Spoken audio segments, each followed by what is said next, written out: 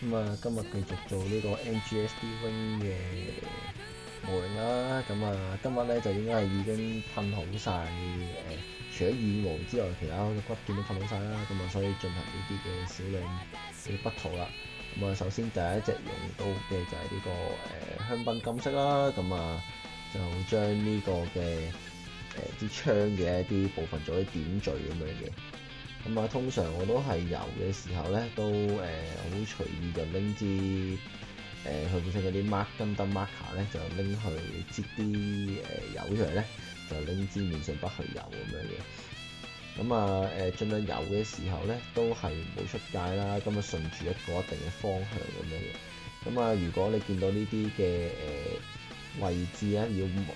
嘅位置咧，就係比較唔超過嗰一個支筆嘅一個闊度嘅話咧，咁其實可以咁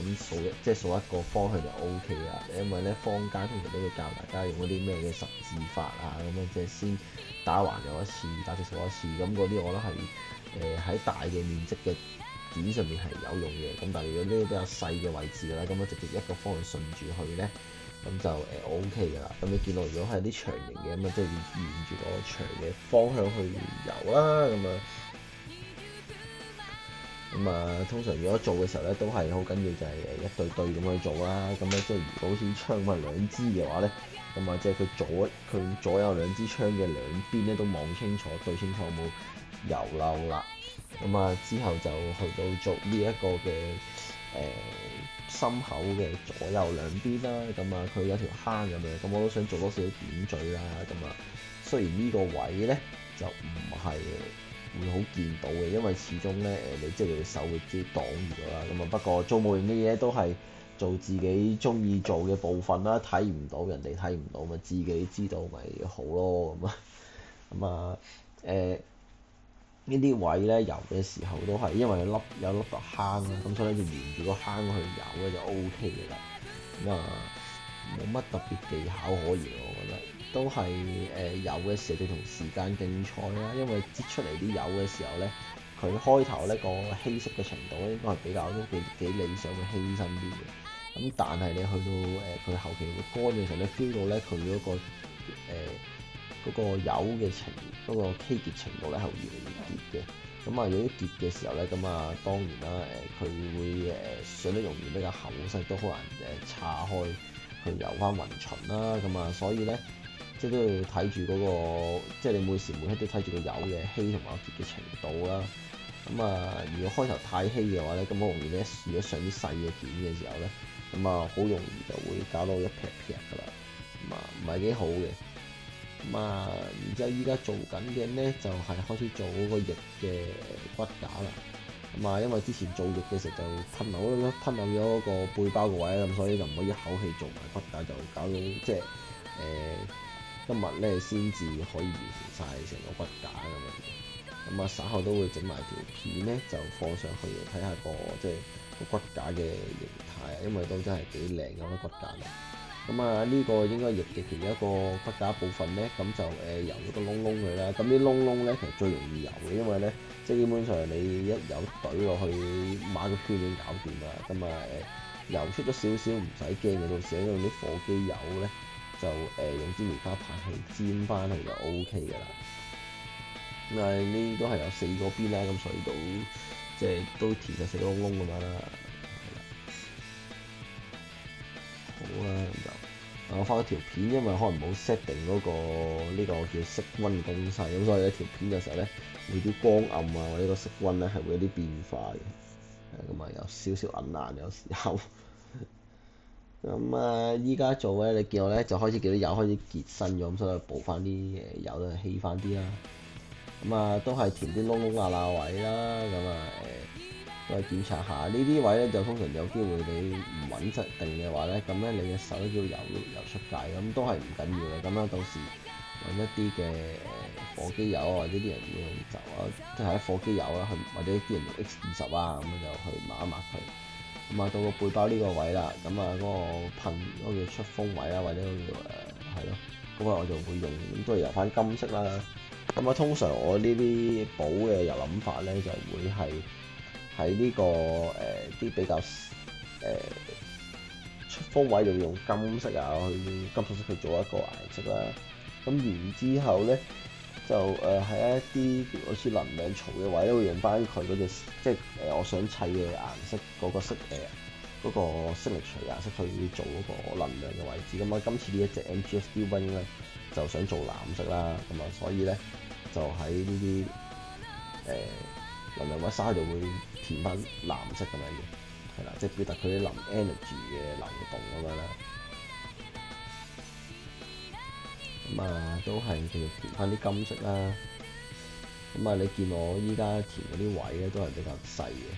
咁啊，填啦咁喺度。咁啊，即係到個槍管啦。咁啊，槍管咧最大家通常都會填油嘅咧就係呢啲點點啦。咁啊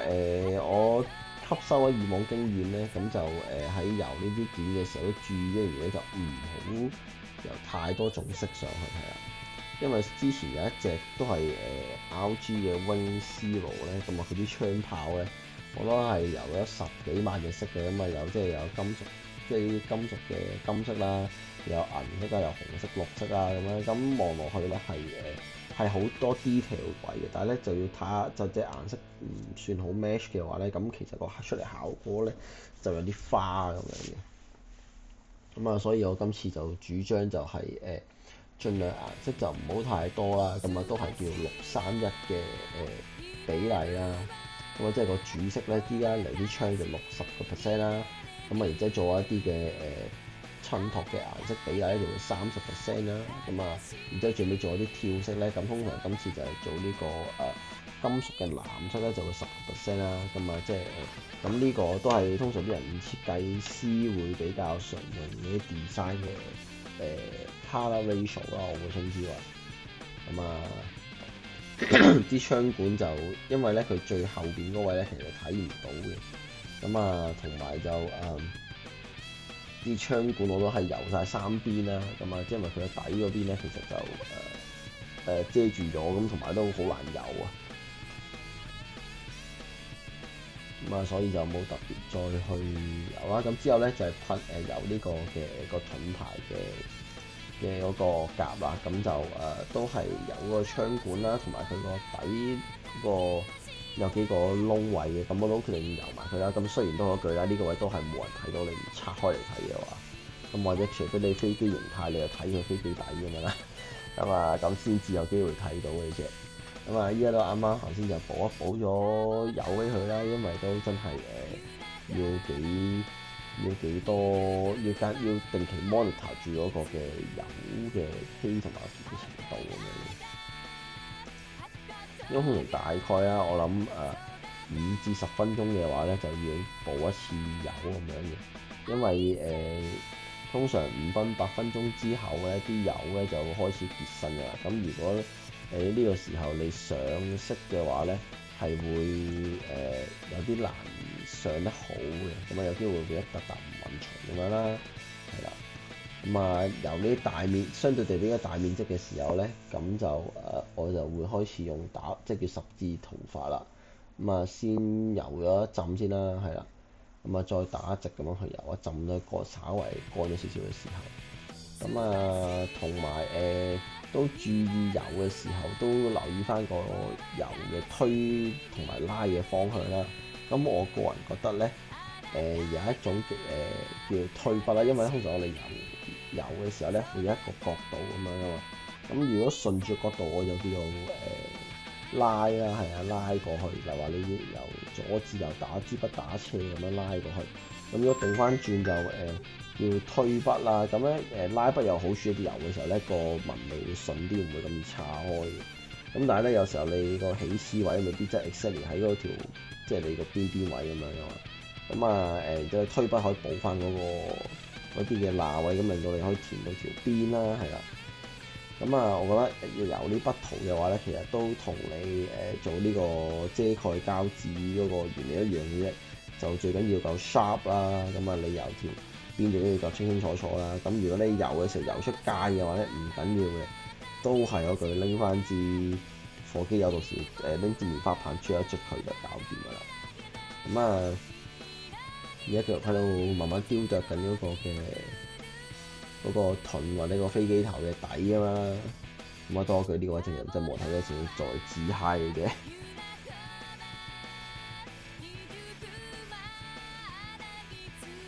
咁啊好快都遊緊佢第4 part 啦。呢個佢有4粒位，我記得係啦。咁啊，本來都諗過做唔做呢個藍色嘅，但係最尾都決定做翻金色啦。咁樣呢個位就簡單啲。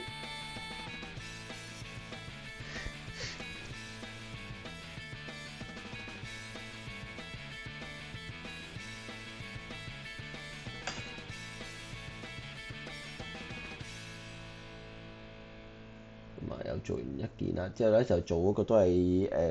背包嘅部分嘅嗰個關節位啦。咁佢啲關節位，我覺得你做得越多啲位嘅時候，其實你越容易凸顯咗佢啲比較細嘅層次。咁我覺得啲比較即係喺件零件上面嗰啲嘅黑線嘅位置，如果油嗰時候咧，其實做啲分析嘅話咧，其實會再令到嗰個嘅細緻度係錦上添花咁樣。咁啊，因為呢個係一條坑位啦，佢都幾容易油嘅。咁啊，油出少少都唔緊要嘅。咁啊，一陣間就會做一個即係測試嘅動作啦。咁樣將佢拆翻甩嗰啲即係油多咗嘅油咁樣嘅。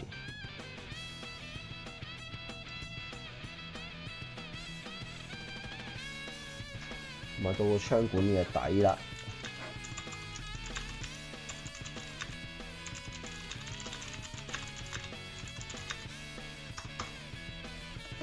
咁啊，都係一對對咁拎出嚟油啦，咁啊慢慢油啦，因為咧，我記得呢個位嘅時候啲油開始跌身，咁所以咧油出嚟嘅效果咧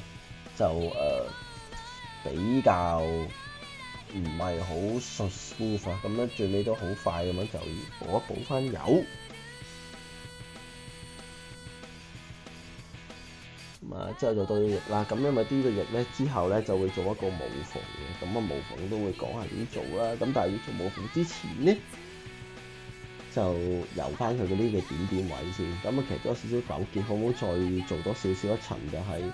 即係喺佢羽毛其實有分2節嘅，就做多一節顏色俾佢。咁不過就我覺得有少少懶啊。因為如果要再噴再做無縫嘅話，又要花多一次時間嘅話啦，咁啊最尾就應該冇做到嘅，因為你要先上呢個遮蓋膠紙搞一輪啦，咁啊係啦，咁啊呢度有白油啊白點點啊，呢度就因為佢嗰個坑紋就唔算好深啊，咁所以咧就即係你要做翻少少差色咧，去等佢用叫做出翻嗰個點點出嚟咁樣嘅，因為有啲呢個位就我覺得係都油出咗界都唔少嘅，咁啊不過唔係，你寧願就係佢你要油嘅位係一定要油咗先咯，即係你唔可以話我見住呢個位好似會油出界，我就寧願佢冇，咁就唔好嘅，你寧願佢油先係啦。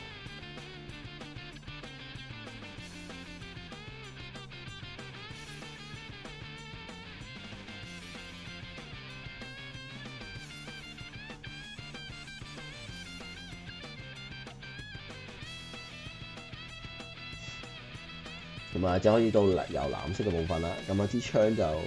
喺啲有感覺係可以表達到佢能量嘅位置，你見到就會嚟話佢嗰幾條嘅斜條啦。咁個位置我都油翻呢個藍色嘅，好似啲草嘅 energy bar 咁樣。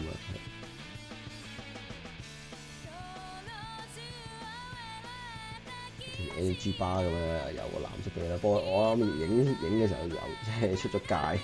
out of frame 所以冇得睇到啦，咁啊第2支已經見得到應該。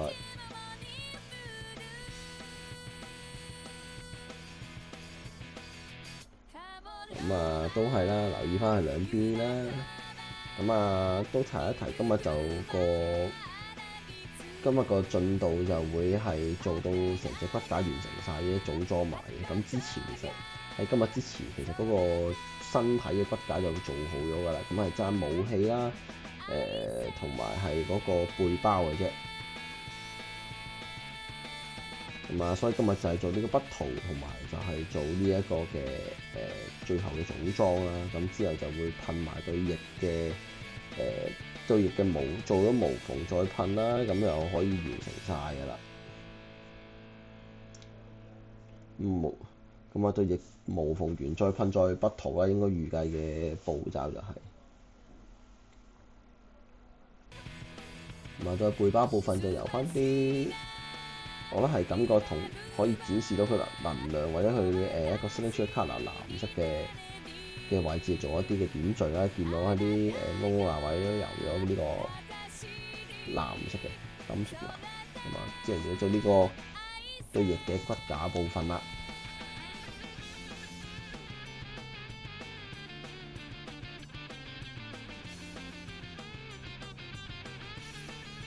咁啊，今日要筆塗嘅部分就其實唔算好多嘅啫。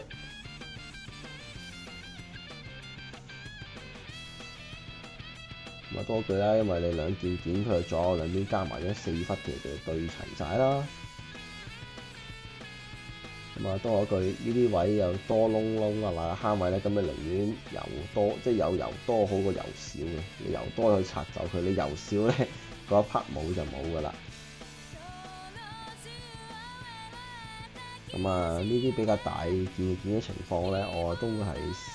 用一個原則，就係先求有啊，再求優嘅。咁你先油到佢每一忽都有啦，然之後先至好做呢個即係美化佢或者油翻順佢啲顏色嘅部分啦，係啦。咁啊，叫我一筆一筆去補翻，等佢即係盡量啲油咧係唔會咁有太多筆跡咁樣嘅，係啊。咁但係記得你油嘅時候都要同時間競賽嘅，因為咧如果你有時候你有機會畫蛇添足啦，你可能啲油開始本身已經結緊嘅時候咧，如果你再油上去嘅時候咧，即係你用啲結嘅油去油上去，諗住去減低個筆跡嘅時候，其實咧係會弄巧反拙，反而咧就更加容易見到筆跡嘅。咁寧願咧就係開多少少嘅新嘅油，咁然之後等啲比較稀嘅油咧去冚翻啲筆跡，咁啊會更加好嘅效果。咁所以其實你每一刻咧都要注意下你個油嘅結嘅程度啦。你知筆上面嘅油咧有幾結啦？如果佢開始結嘅時候咧，咁你就要可能一來就係你要油啲比較細嘅位啦，咁樣直接一劈過咧就等佢冇呢個筆跡嘅問題，因為你成嚿嗰一點都係筆跡嘅範圍嘅時候，你睇唔到筆跡嘅其實。又或者倒翻轉，你要加多少少油咧，就等佢嗰個油結嘅程度變得稀啲，等佢去到一個適合嘅結嘅程度咧就可以啦。咁啊，油完頭先要再補一隻嘅銀色啦，因為銀色其實同金色同埋鐵槍色咧，其實屬於同一色調，你當係唔同嘅叫光暗程度啦。咁啊，所以做多少少嘅層次俾佢。咁啊，又唔會 add 多一隻即係叫喺金屬色裏邊非黑白色嘅一隻顏色嘅，等佢太多顏色就唔好嘅啦。咁所以用翻銀色啦。你見到你喺個鐵槍色上面咧，其實感覺上就會係比較即係光暗對比啦。金屬色裏邊嚟講，咁你見咧其實油得咧都唔算，因為佢範面積都比較相對地比較大於面上筆嚟講，咁所以其實油嘅時候都有少少筆跡嘅。咁我哋油嘅時候，咁啊所以就油嗰陣都有用啲十字大花打橫打直油一次咁樣減低佢筆跡咁樣啦。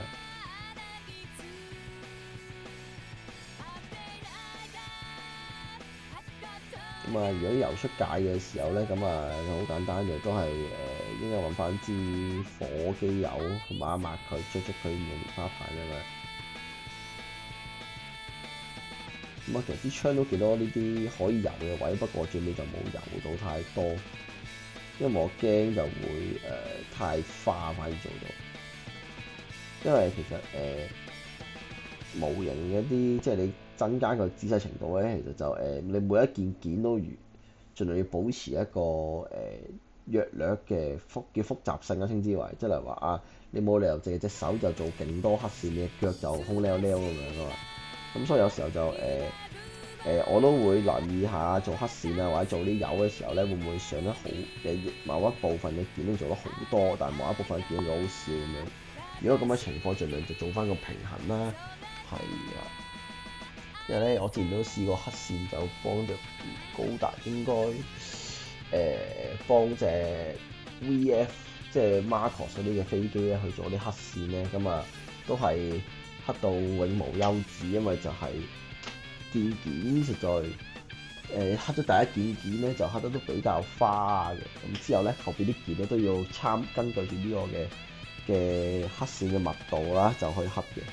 咁啊所以嗰次都搞咗好耐啦，因為你見知啊每件件都咁黑嘅時候好多嘢㗎啦嘛，即係一件就算係一隻 HG 可能都閒閒地100幾200件咁樣，你 RG 可能300-400咁啦。咁啊，即係可能唔知其實不停咁重複步驟啦。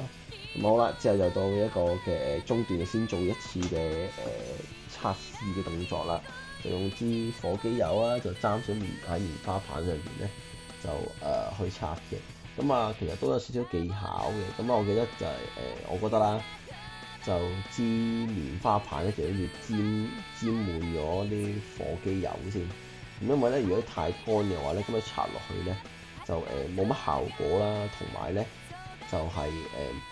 佢會太硬啊，咁咧就好容易有機會刮甩咗你本來你油咗上去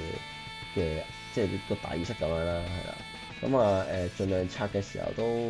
同一個方向擦啦，通常就會係同你嗰條線咧係成垂直咁嘅方向去擦嘅。咁如果你順咗方向一塊咧，就會易擦走入邊嗰啲油咁樣嘅。咁啊，同埋都要望住個棉花棒嘅棒頭啊，咁啊睇下個棒頭有冇機會擦到，開始你個底色都有擦到，如果你擦到咧就可能要實力啲同埋輕手啲，係啊，因為咧就你可能擦到底色，有啲擦到部分，咁啊所以就慢慢擦啦，咁啊即係都擦呢個盾嘅位置啊，好快手擦完啦。因為咧呢啲件咧通常都我油嘅時候都會油一啲坑紋嘅部分，咁所以咧就都唔怕大力去擦嘅。咁因為你啲坑紋咧，你嗰啲棉花棒咧其實都難塞落去喺個坑入邊，咁所以咧就佢哋擦嘅話咧，就會擦啲油出界嘅側邊嗰啲位㗎啦。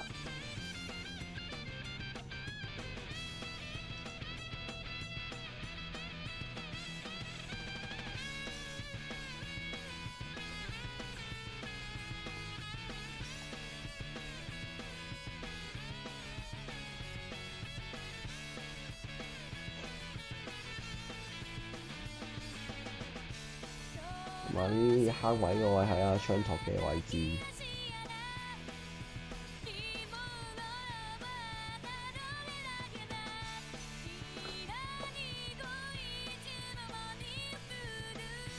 咁啊，到個機身嘅部分啦。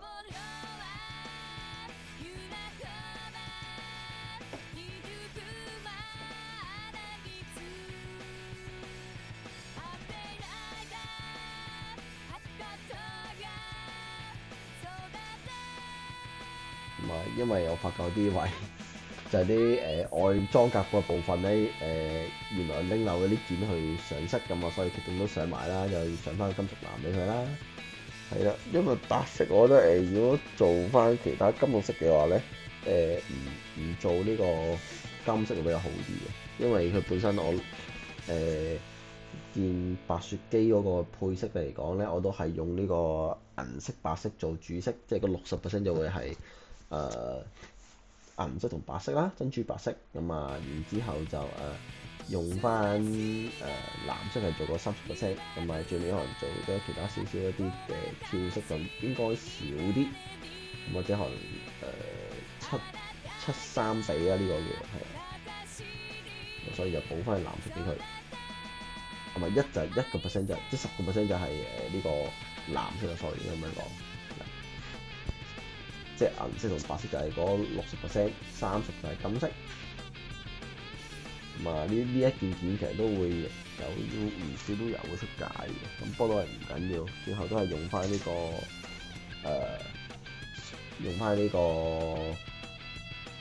火機油去抹就搞掂啦。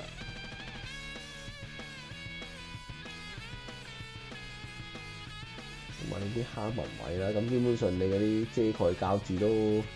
做唔到咁仔細，一定要筆塗啲位置，筆塗完就直接就揾翻啲火機油油出界嘅位置就搞掂啦。咁啊，我自己就冇買到嗰啲尖頭嘅棉花棒嘅，咁因為你有時間出去買啦，咁啊同埋如果買嘅話咧，我會覺得唔需要特別去模型鋪度買嘅，因為你可能去某啲大型嘅12蚊店咧都有得買呢一類比較尖頭嘅棉花棒，咁我記得就買啲冇黏性嗰啲啦，係啊，咁啊嗰啲有可能12蚊就已經一大 pack 咁啊，咁啊即係如果你個需求未去真係要咁仔細去到專業級嘅話，咁我覺得用嗰啲都性價比都幾高嘅。咁啊，佢外裝夾呢個藍色，咁本來我諗住其實顏色都可能都好嘅喎，咁不過最尾就算啦，都係能量嘅感覺嚟嘅，呢個位係可以有變落去啲充咗 energy 嘅位置，咁啊再用翻藍色啦，咁啊做翻少少層次俾佢。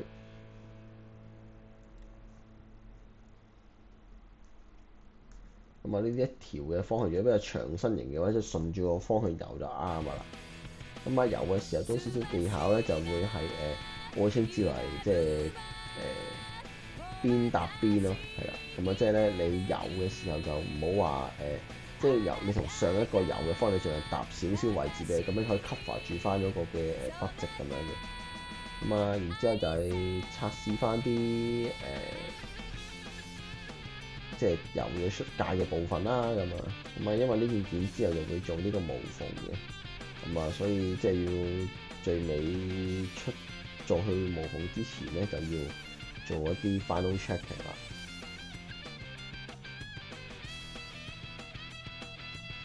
咁你見到開始用第二支棉花棒另一邊啦，因為個棉花棒咧開始都拆到個頭都開始即係要爆開咗花咁樣。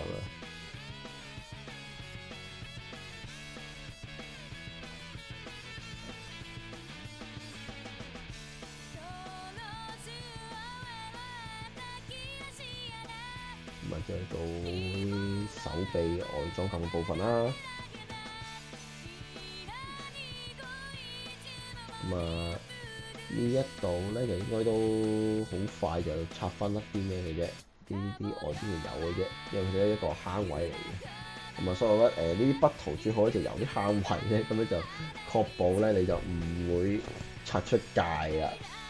因為唔會拆得過濃啦。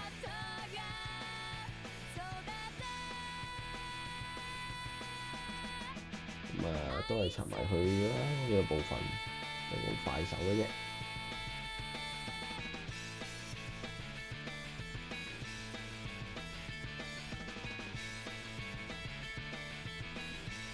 好啦，咁佢4段嘅側邊件都應該拆晒啦。咁即係就係啲背包嘅部分嘅組裝冇記錯開始去到。咁首先就執好晒呢啲嘅背包嘅件先啦，係啦，因為我之前啲骨架組裝7-1-8-8嘅時候咧，啲背包件都幾容易辨認翻出嚟嘅，分翻開背包部分同埋武器部分咁樣。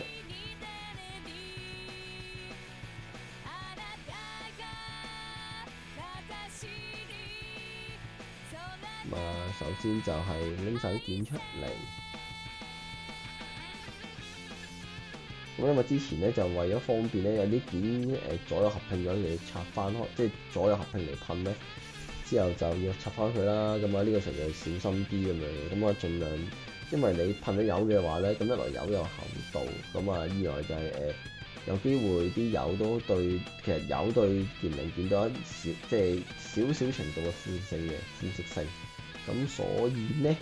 就油嘅，即係你拆件嘅時候都慢慢細力、陰力咁樣拆啦。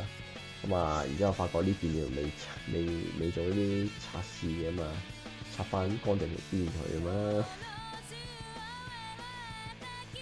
好，就再組裝啦。呢個應該係就係裝大啲嗰啲翼嘅部分，我冇記錯，就可以扭去前邊嗰度嘅翼。你一見到就開始有個顏色嘅分別啦。即係見即係噴咗 IC Silver 同埋呢個跟 metal 嘅顏色分別啦，咁你可以見到。咁啊，我就中意咁樣有多少層次嘅，即係唔係淨係單一隻鐵色咁樣，咁啊有多啲嘅即係顏色接近，但係有深淺同埋嗰個叫 hue 啦，喺個顏色嘅 color science 裏邊，即係喺個 hue 啊、brightness 啊、saturation 都有啲差別喺度嘅時候，咁其實就會漸漸會即係成個模組出嚟會仔細啲咯，又會係啦，唔會單對顏色咁啊。咁啊，我覺得做呢一個分別其實都可以透過幾個方法嘅。首先就係即係如果你係金屬色嘅話咧，就係嗰個發色層啦，同埋本身個顏你會用咩油啦，係啦。咁啊，同埋就係你喺個發色層咧，最主要可能其中一樣嘢就係咁啊，因為你發色層如果你係黑色發色層，同埋你係白色發色層，或者係灰色發色層咧，其實效果都有一定嘅分別咁樣嘅。咁啊但係我就依家咧就會用咗顏色本身去做啦，就會用咗跟 metal 同埋呢個IC Silver嘅。咁啊，依家就會組裝埋嗰個件啦，係啦。哇！我見到真係梅花間竹咁，好似係即係有鐵色 IC Silver、鐵色 IC Silver 咁樣，佢都幾satisfy嘅。好，咁啊〜個背包咧唔經唔覺咧就已經組好晒啦。咁我發現呢個窿咧，我假組嘅時候都冇特別為意，原來就係插落呢個咩度嘅。咁啊之後就係將個背包就卡落去個背脊度啦。咁呢個都卡咗一段時間，因為咧應該可能係噴油嘅時候都做咗一定嘅厚度嘅，咁所以咧佢卡其實冇咁順暢。咁我應該如果做完個骨架之後再搞嘅話咧，都應該幾頭痛嘅，要放翻呢啲外裝甲上去嘅時候，要調一調整啊，我記得要甚至拆翻個背脊出嚟，裝翻上去再搞一輪咁樣。點解呢件嘅時要卡棘棘地？不過代表啲咩？即係比較實淨，簡單啲嚟講。咁啊，希望之後整翻去整埋啲外裝入嘅時候就冇事啊，又安全啊，咁啊。之後就整埋佢即係佢對細翼嗰部分咁啊，裝合埋佢好簡單啫。咁啊呢件件都係啦，咁啊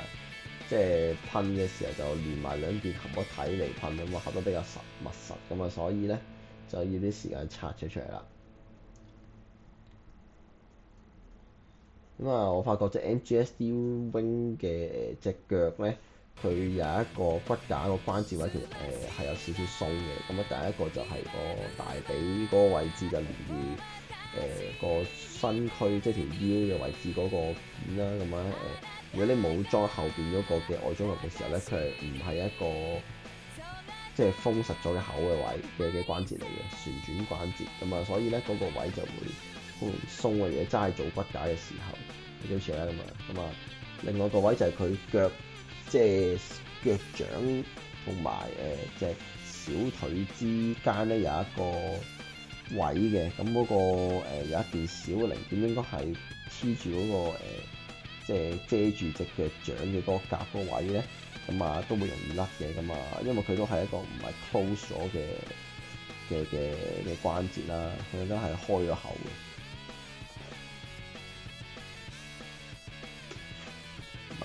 你見到甩咗件夾，佢裝翻出嚟啦。咁啊，最尾找埋呢個就大功告成啦。冇錯，咁啊即係做武器啦。就做武器嘅時候就都係要小心，因為呢件都有啲比較細啦。咁啊，首先就係組咗佢槍後邊有一個槍尾嘅位置，已經可以合個體，即係兩把合體就會黐埋一齊咁樣嘅。咁我都注意啲方向，因為佢啲件咧有啲窿罅位，原來都係有分大細。即係你以為就咁睇佢係一件對稱嘅件咧，其實佢並不是。佢有個窿位係粗窿同一個位係細窿嚟嘅。嗱，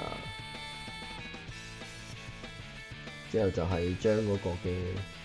即係做咗槍尾，就要做個槍管連埋嗰個槍頭啊，係啦。咁咁呢個位都係卡得比較難嘅，因為咧就佢嗰件咧，佢上左右咧又冇呢個位頂住佢啦，咁樣所以咧只能夠用少少大力金剛指啊，拍咗入去啊嘛，係順住好似啲人落水閘咁樣咧，落閘咁樣落閘咗落去，咁啊即係到呢一個嘅轉咗個位嘅件啦，咁呢個都留意，因為咧就佢有分正面同反面，咁我都望清楚嗰個位先，我都望咗一輪，覺得望個說明書就望得清楚啲。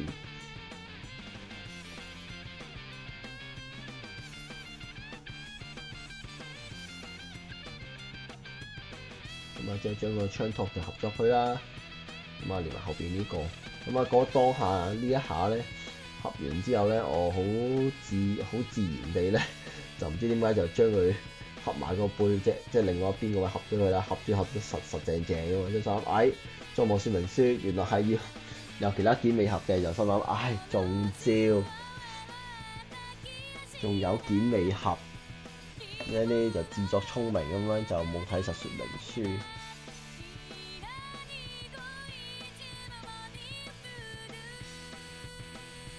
咁啊，即係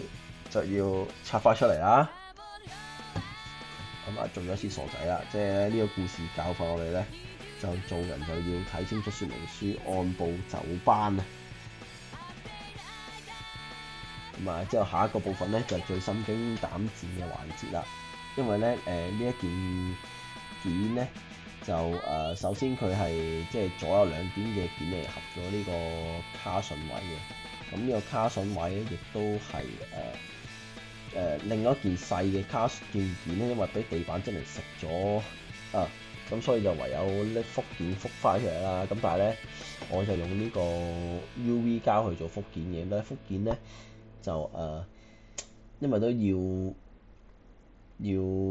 都做得比較腍身啊，呢個件復件唔知點解明明都照咗長時間嘅。咁所以就裝上嘅時候都極度小心啦。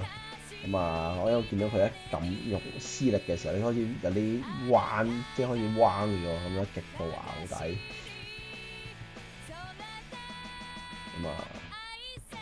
終於都搞掂咗裝上去啦，係咪？因為呢個位咧，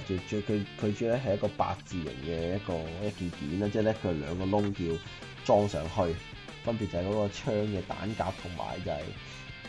支槍身嘅連接都各有一個窿啦。所以呢件咧裝上去嘅時候咧，都用呢個無形嘅鉗咧去即係方便你施力啊，就唔將手指頭咁樣有機會整彎件復件嘅件啦。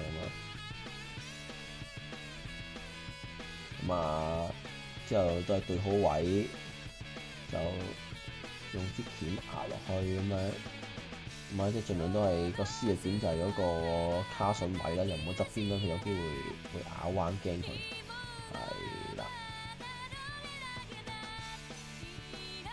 冇計，始終俾地板嚟食咗呢件件。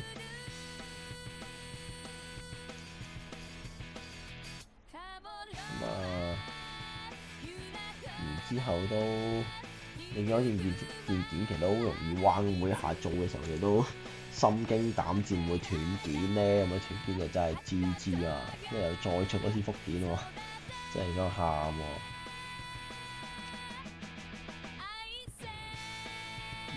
少少用力啦，就終於都好似都搞一啖嘅，見我都。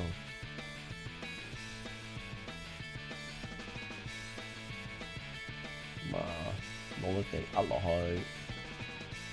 又要對啱位，又要如果太細嘅窿又要開窿喎，因為始終復件咧，佢啲窿位又好難做到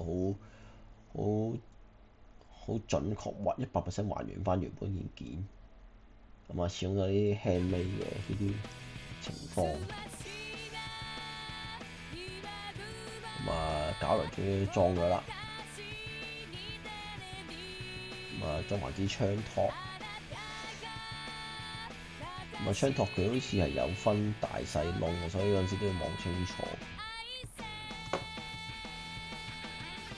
同埋槍托就有分左右，因為佢有個卡榫位咧，其實就卡住你隻手咁，就唔會好似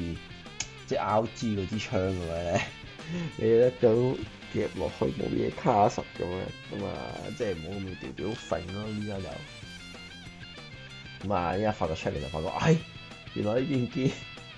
呢用福建呢一件嘅件都前後調轉咗喎，唉，仲照即係再插翻出嚟，又再多攞次筋，即係跟住第二次嘅心驚膽戰啊！然之後即係就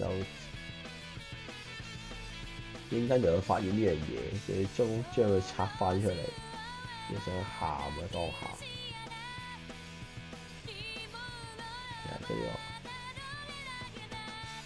跟住最尾就裝埋支槍管啦，佢個槍嘅管個底咁樣，因為支槍可以伸長縮短咁樣嘅。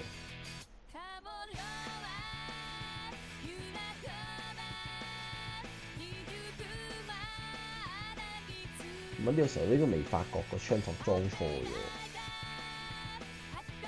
我印象中。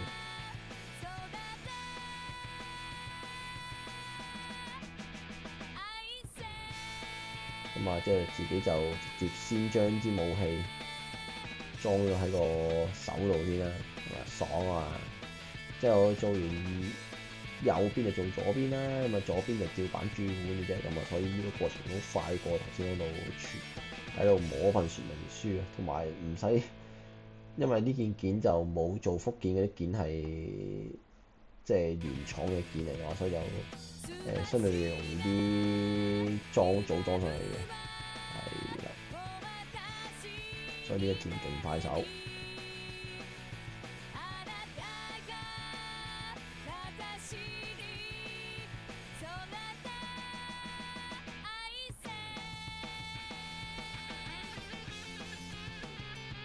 咁啊 check 好晒啲件咁啊穩陣實淨嘅，咁樣執埋個槍托。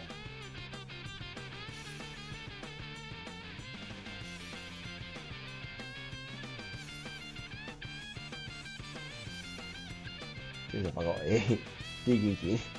裝錯咗喎，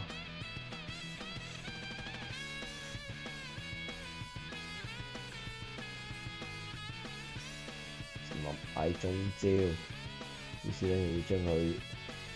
掹翻出嚟，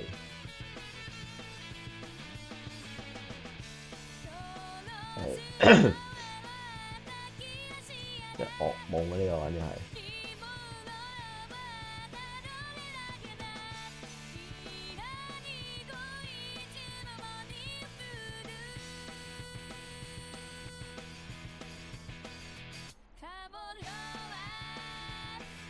好辛苦先至掹出嚟啦，之後咧就要倒翻轉再裝一次，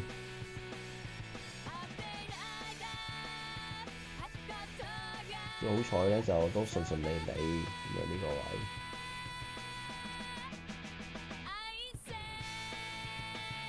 就武器嘅骨架同埋所有大功告成啦，咁樣就爭在咧就將佢合體。咁啊，即係會拍條片咧，就會影下佢嘅即係正骨架嘅樣咁樣嘅。